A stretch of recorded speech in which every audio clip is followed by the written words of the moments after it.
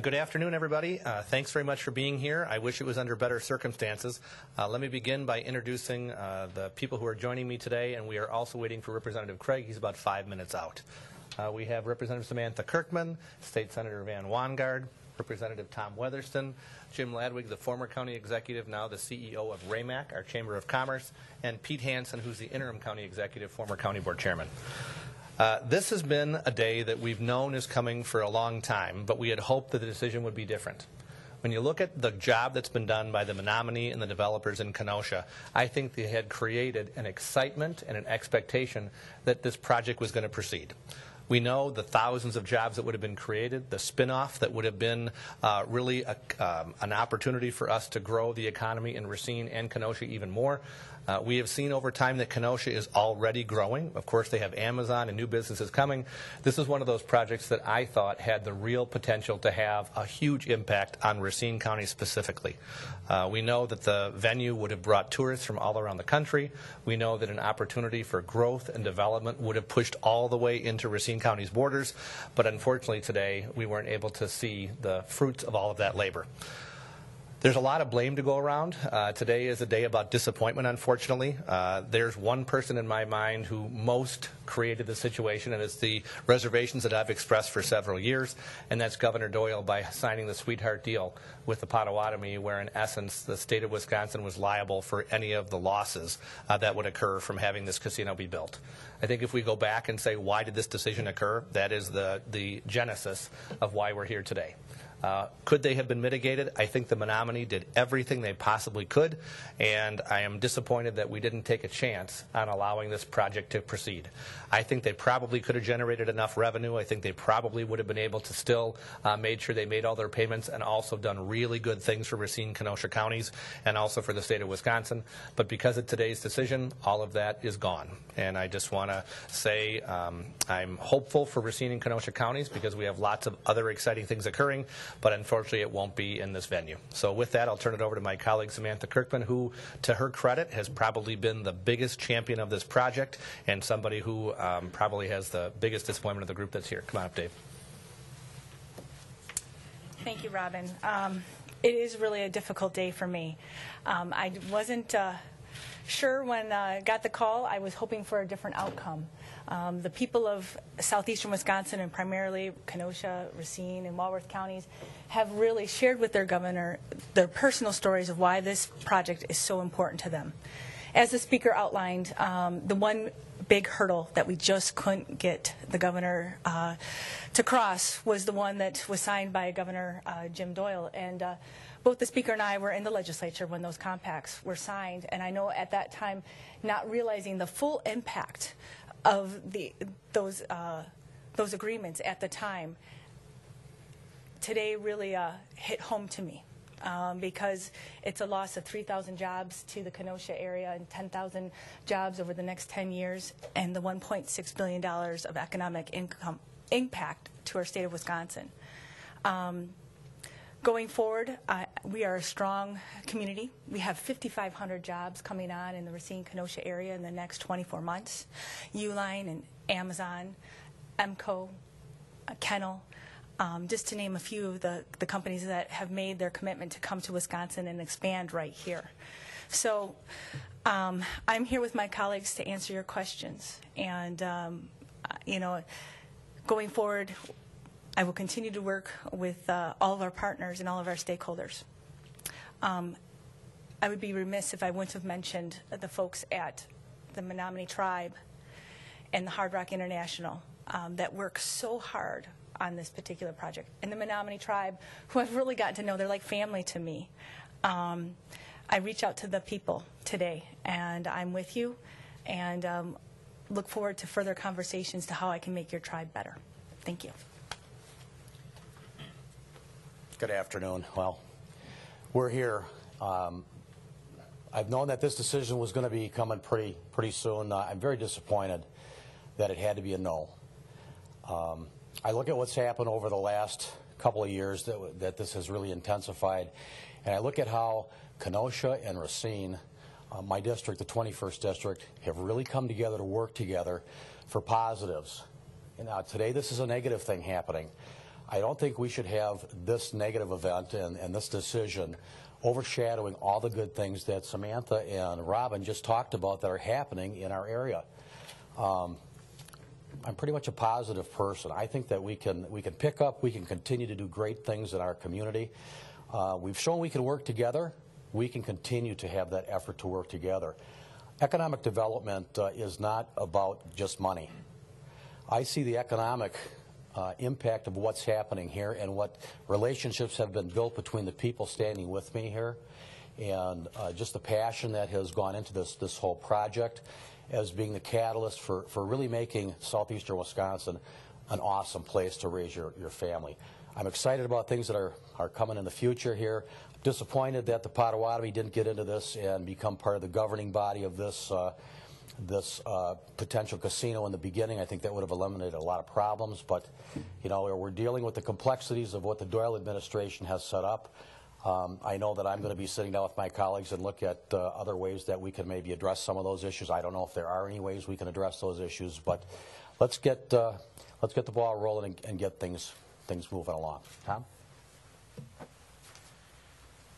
Good afternoon. I feel like at the last minute I was asked to deliver a eulogy. Not a eulogy just for the project, a wonderful project for southeastern Wisconsin. Probably one of the best projects and best business plans I've seen in the last 40 years, but for the Menominee. This is quite a blow for them. This is one of our poorest tribes in the state, and this the economic impact this project would have had with them would have been tremendous and help to them. I do want to reach out and thank the governor and his staff and the Department of Administration and their staffs for their lengthy, almost a year-long due diligence on this project. I'm sure that they did what was right for the state of Wisconsin, and I'm sure that the answer that has been delivered today is the correct answer for the state. Unfortunately, it's not the answer we all, of course, wanted to hear, but thank you for being here today, and my best to the Menominee and their futures.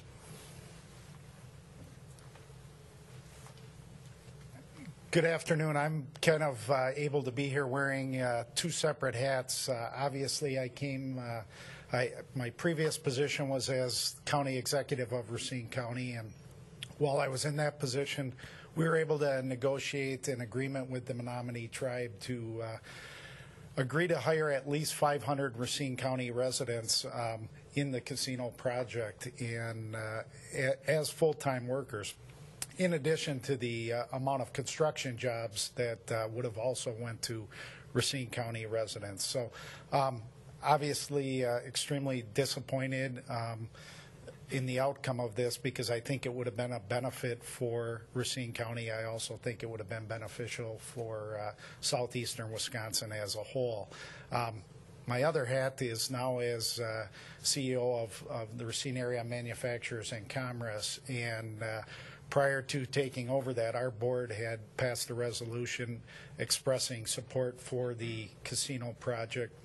Once again, just looking at it from an economic development perspective, the amount of jobs going to residents in this area, as well as other ancillary projects that could result from this development. So disappointed in the outcome, but ultimately from a business perspective, we still have a lot to offer here in Racine County, in southeastern Wisconsin.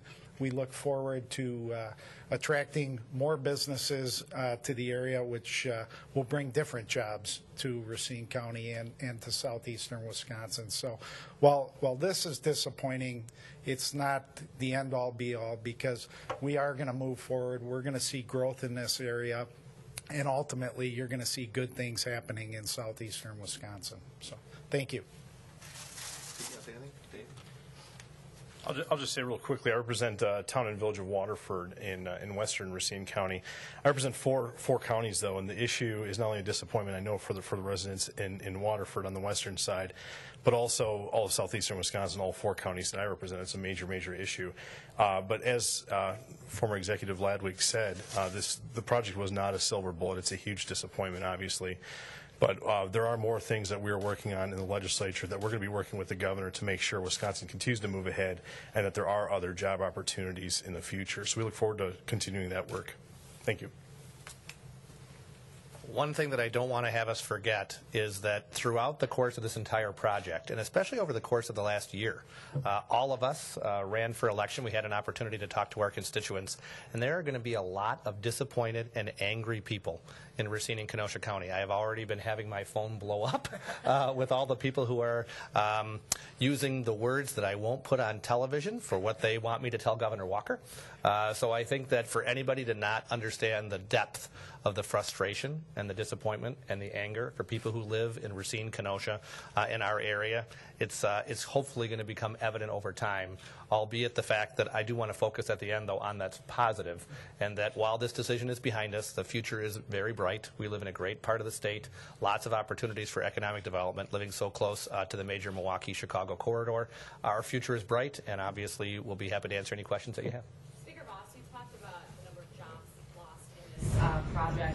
Can you also talk about the tax dollars lost to this area and the economic impact of not getting the casino? Right. Well, especially in Racine County, and once again, I want to say that that's the biggest concern that I have, not only because it's my district, but if you look at the good things that have been happening in Kenosha, they've seen a lot more economic development. I think this was one of the first projects that would have had a true spillover effect. We think that Amazon will for some of the jobs, but no doubt about it, there was money that was going to go to counties, to the county, to the city. There were promises of jobs, which is important. And on top of that, the economic impact from all of those jobs would have rippled through almost every segment of our community, from people who want to eat at a restaurant or those who want to just stay at a hotel because the Hard Rock was full. So I look at it and I say that it's going to be a while for us to be able to get the kind of excitement that was generated from this. But I think, as Senator Weingart said, it did bring a lot of people together in a way that's incredibly positive. A lot more partnerships cross-county. Sometimes there's almost been this iron, this concrete wall between Racine and Kenosha counties, and I think this is an opportunity for us to say we're all showing how we can work together, and the next big economic opportunity, we're going to be ready for it. Do you or somebody else have like an estimate on tax dollars lost? Well, it's not necessarily tax dollars because it's payment in lieu of taxes. I know that the Kenosha County government every 2 years had to renew their intergovernmental agreement with the Menominee, and for instance, in those agreements, there was money to the local schools as well. So it wasn't just payments to, county government and city government. It was also to other governments. In addition to that, the impact on the state of Wisconsin would have been roughly $37 million of a payment in lieu of taxes to the state as well through the Indian gaming dollars. Speaker, you said you were disappointed that we didn't take the chance on this. Would you have taken the chance? Is this the wrong decision? Yeah, I supported the project from the very beginning. I think that even when we saw today where the Menominee came out and they said they were willing to take out a bond to guarantee the payments to the state, I think from the perspective of what the Menominee brought forward, I don't know what else they could have done. Do I think that I would have taken the chance? Well, I have to be a little selfish. I represent Racine County, so of course I would have taken the chance on behalf of my constituents. I do respect the fact that people who live in Eau Claire or Rhinelander or other parts of the state might not have had the same feelings, and the governor has to balance all those out. But I don't know how many opportunities we have to bring in thousands of jobs, guaranteed payments, millions of dollars of economic impact. I just don't see those coming to Wisconsin enough, so it's hard for us to have to turn down one, even though it might have been somewhat risky. And I had the opportunity to stand on stage with, at that time, candidate Weingart when the Hard Rock was announced. And it was such a surreal experience when you have this international brand wanting to locate right here in Kenosha, Wisconsin. Want to locate right here in Kenosha, Wisconsin. And it really was a partnership that maybe down the road it's not for this project, but we did build relationships, all of us here, with all those stakeholders. So hopefully down the line there might be something else. Do you believe that the governor's getting pressure from folks in Iowa in recent days, he's going to Iowa tomorrow, had anything to do with this decision or the time limit? I haven't talked to the governor, so I haven't had the opportunity to ask what his rationale was.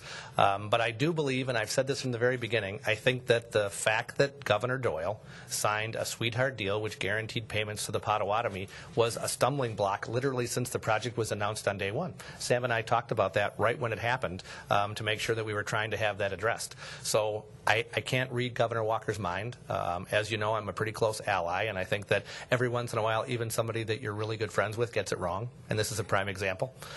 So I don't know yet why he put the rationale out there. I look forward to talking to him about it.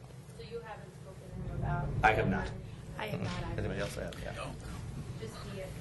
I haven't spoken with the governor, but I did speak with Secretary Hips this morning before the announcement was made, and he did a 25-page report outlining a lot of the reasons for the governor to have to make his decision. So I'm sure we're going to see that document's going to come out in probably the next few days, and people are going to be able to look at the complexity of this whole issue too. So until I see that, I don't think any of us can really give you an answer. But I know that this has been an ongoing, it's like an investigation, you know, you got to put all the pieces of the puzzle together, and then all of a sudden you got to make a decision given what data you have in front of you. So I would hope that that wasn't part of the decision process. I think that they based it on what's been going on over the last, 20 years probably, and more so the last year and a half. Are you able to specifically talk about the job loss? I mean, how many jobs? I know there's benefits, would be benefits up north as well, but for this area, you know, are we talking a loss of 500 jobs? More than that.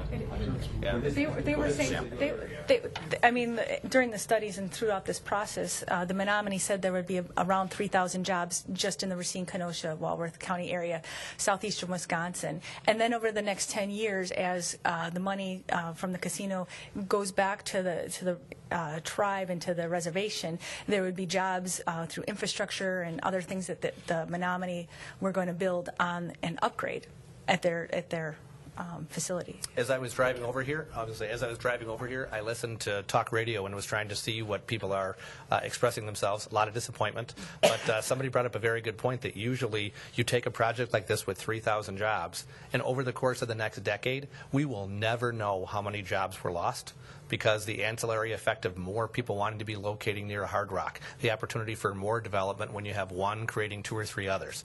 So that's the minimum number that I think we're looking at, which is why people are so disappointed. But the future is really what was the most optimistic for me in the long run. 3,000 jobs. The initial agreement, I believe, was 3,000 jobs with Menominee and Hard Rock. In Racine County specifically, we had an agreement that a minimum of 500 of those jobs would go to Racine County residents. So that's the minimum direct impact here in Racine County would be the 500 jobs. And that doesn't include the 1,500 construction jobs. Correct. Right. I'm surprised at the timing of the announcement, particularly given that the compact with the Menominee was just approved this week, and that the deadline was still 3 or 4 weeks away. I have no idea of the timing. I mean, the only thing I can say is that, as was mentioned, they have been doing their due diligence on this for a long time. I think many of us thought that the decision would be made a long time ago. So I don't know if there was any need to wait till the last day. I would have happily waited till February 19th if the answer was yes. So, you know, I don't think more time might have necessarily driven the answer to a different direction. Correct. And I guess, you know, in October of 2013, the governor had originally put that down as his deadline date. And when he delayed the decision and gave more time, I was actually, every day I kind of built to getting to that pathway to yes. And that was, in my comments and throughout this process, I just felt like the longer time we gave to the governor, the more information that we would clear the hurdles that he had put forth in his criteria. You've been dealing a lot with the Menominee. Any idea at this point, or is it too early to know whether they may try to set the casino someplace else in the state? I do not know. I haven't been able to reach out yet to them today and really share my thoughts with them. And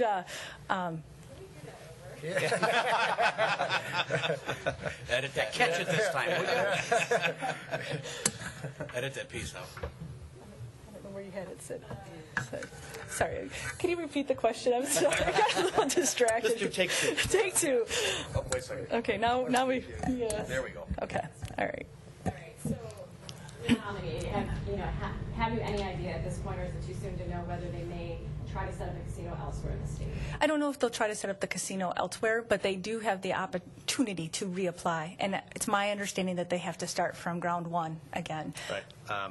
I can tell you I met with the tribal chair this week, I met with the Menominee Nation as they were, continuing to keep us informed of what was going on and why they felt optimistic, and literally answered almost every question that I could possibly pose to my satisfaction. The disappointment, I think, is that they basically told me, and I don't want to speak for them, of course, but they basically said this is kind of like a project that's determined to be in this location.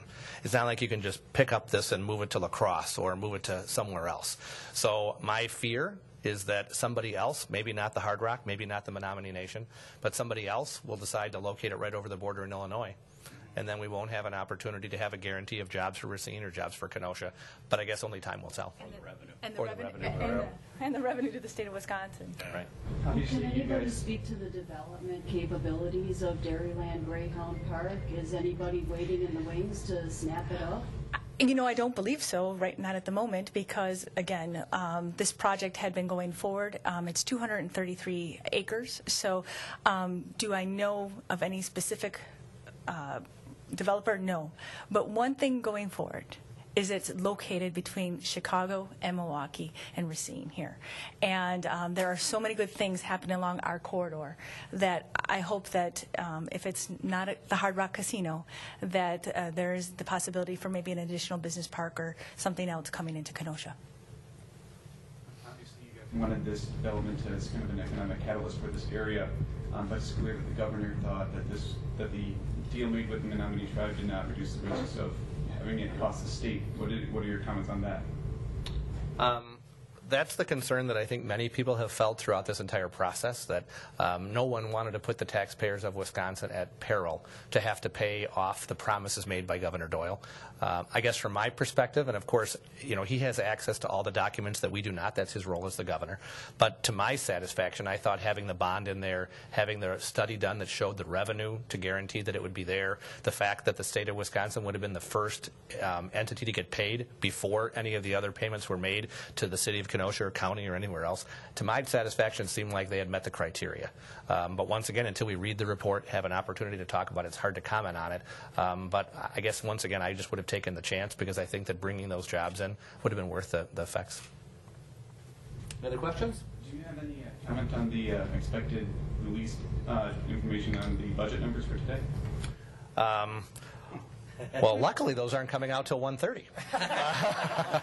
So I don't have the exact numbers. I know that Wisconsin has experienced a resurgence of sales tax revenue, that as more people feel the stimulus of lower gas prices and the tax cuts that we've passed, they are spending the money in our economy, which is exactly what we had hoped for.